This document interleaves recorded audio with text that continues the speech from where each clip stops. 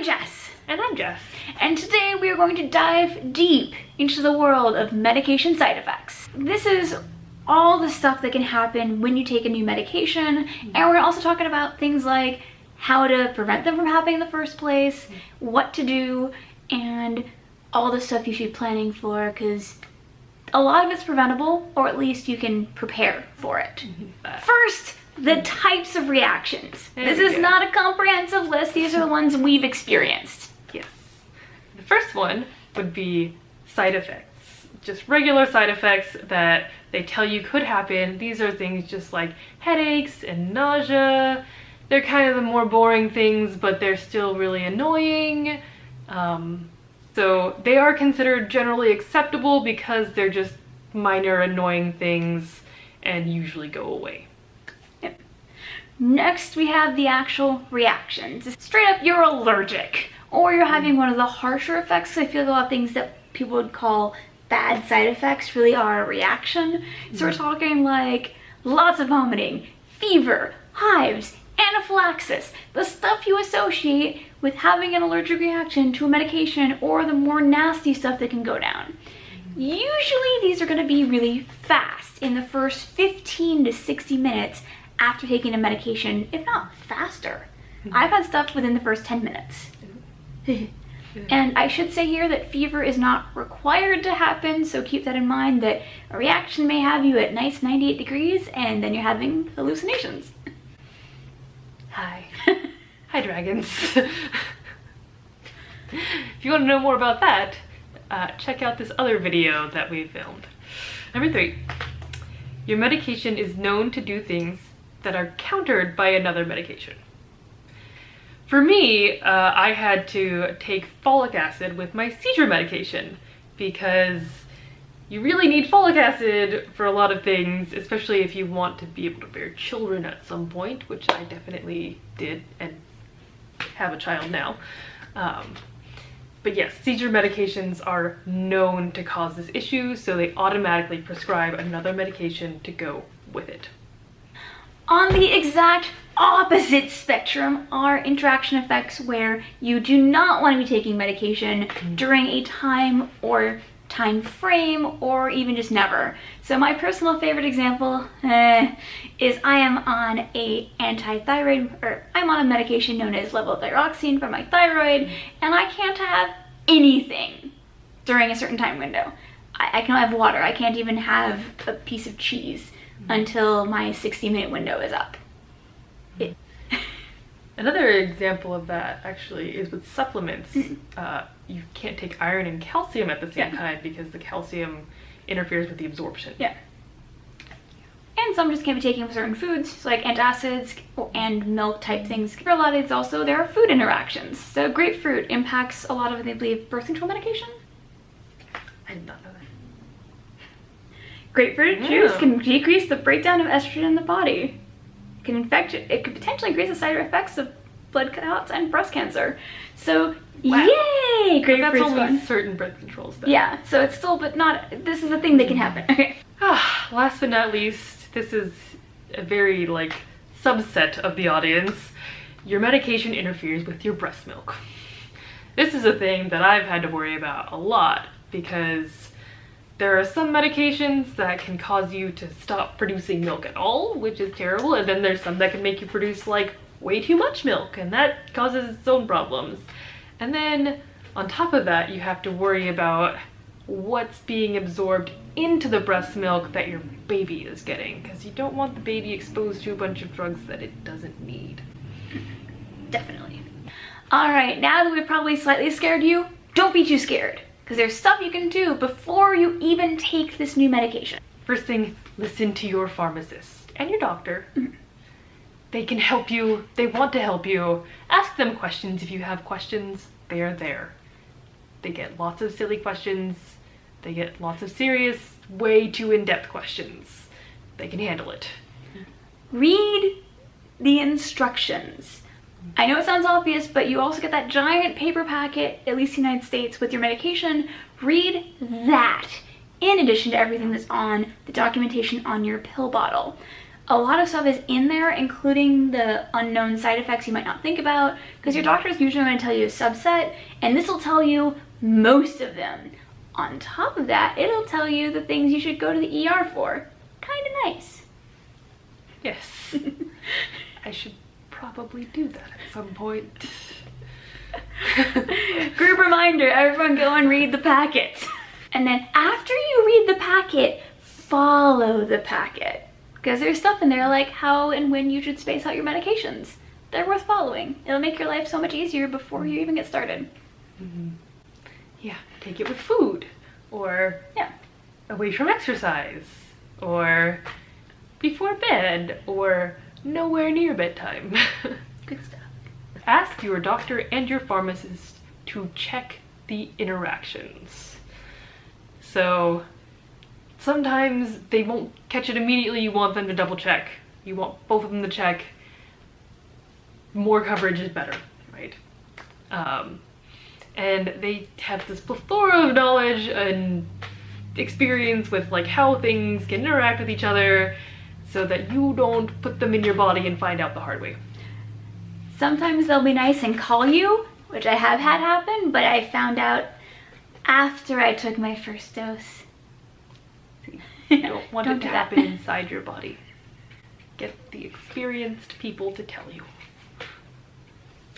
Keep your documentation of your medicines accurate, both at your doctor's office and your pharmacy.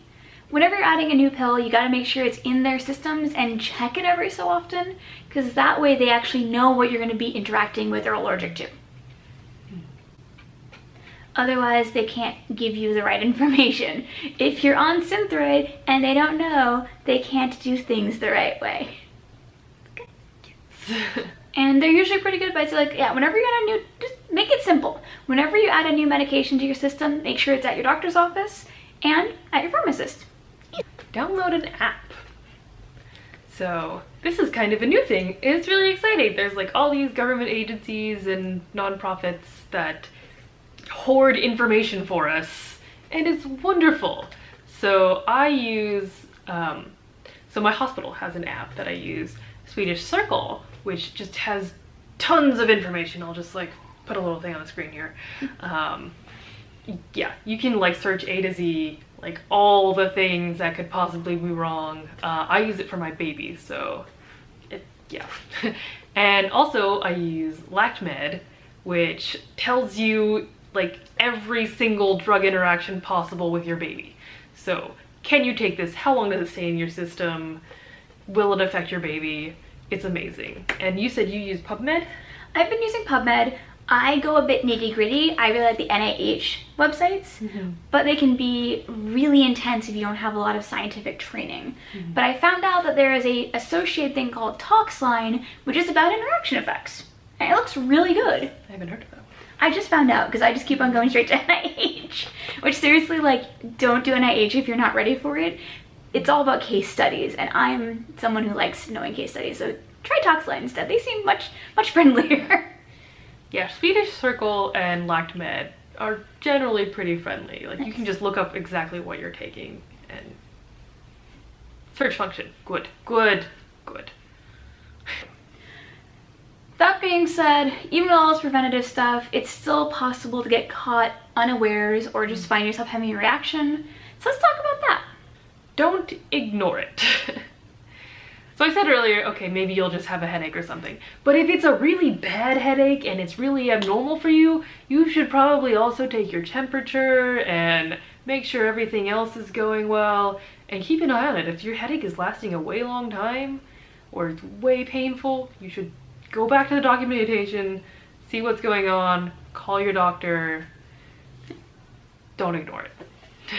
If you're unsure about that and just want to know what's going on, I like keeping a time log, so it doesn't have to be a very fancy one. When I was dealing with my reaction to amoxicillin, in which I vomited 17 times in a row, I just recorded when I vomited and what color it was, because I wanted to know when I got to bile. So that was it. It wasn't very fancy. It was like 1 p.m. white. There's apps for that too. Yeah. So whatever works for you, just don't ignore it. If you're feeling something, figure out some way to keep note. So after you talk to your doctor, it's possible that you may have to go to urgent care.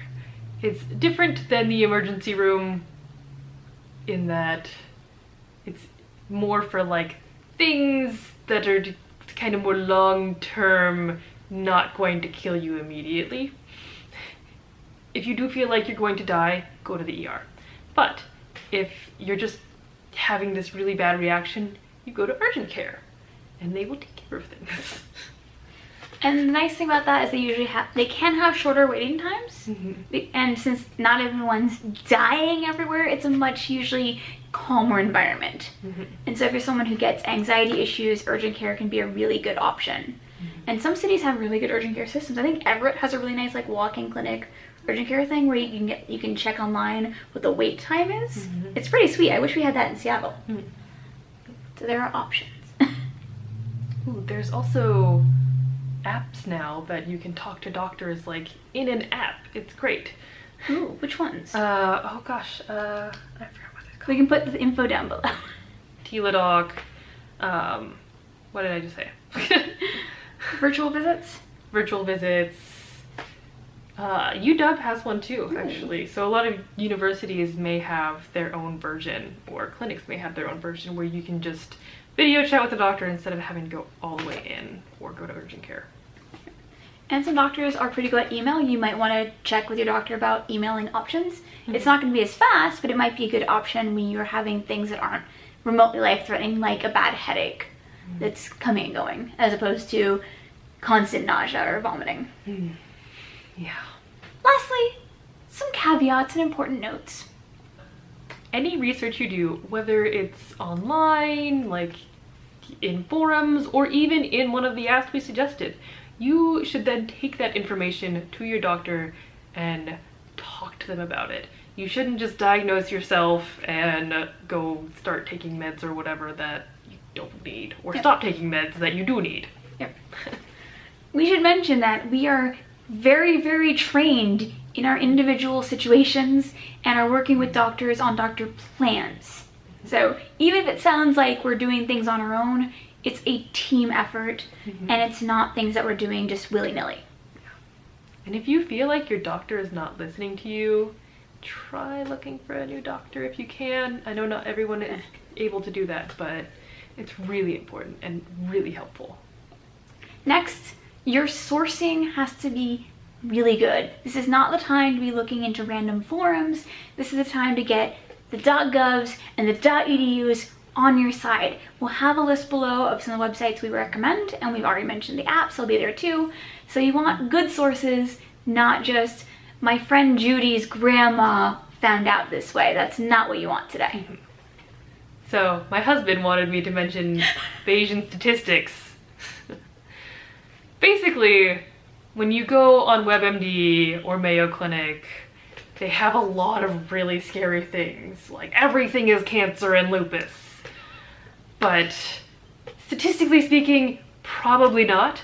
So don't get too worried about it. Don't get all worked up when you go online and search your symptoms and it's like something terrifying, because there's probably, in most cases, something totally able to be handled by a doctor, and it's just very rare cases that these other things happen. Not saying they don't happen, but it's very rare. Which is actually really cool. Like, a lot of my health conditions have been, oh, your nutrient load is wrong. And that it's a comfort. Most of the time, you're doing okay. So that's good. Good. And lastly, this is just a thing that's good to know. Find the urgent care clinic in your area before you need it. Because I had to find the urgent care clinic in my area when I was having the amoxicillin multi-vomit fest. And it was not good. Because I had to get myself coordinated, and my father came up to get me, thankfully, but it was still like, try and get information when you're that sick. It's not easy. It's so much easier to have that information well in advance. So take the time now. You could pause the video, even though we're almost done, and find it and make your next bad day way less bad. And actually, one more thing. Before starting a new medication, have someone around you at home or a friend that knows what you're about to do. so that they're fully aware of the situation. You don't have to like call them and explain the whole thing when something goes wrong. You're like, hey, I'm having this reaction. We already discussed this. And they'll be like, cool, got it. Take you to the hospital. Coordinated care plans are awesome. And with that, we would love to hear from you lovely peeps in those comments below. Is there anything you'd like to add to this? Anything we didn't cover or you'd like to hear more in depth? Because this is a long video and there's so much to cover in the world of making your life better with side effects and preventing them. Because we need to learn more. I want to learn. Yeah, and sometimes we just need reminders.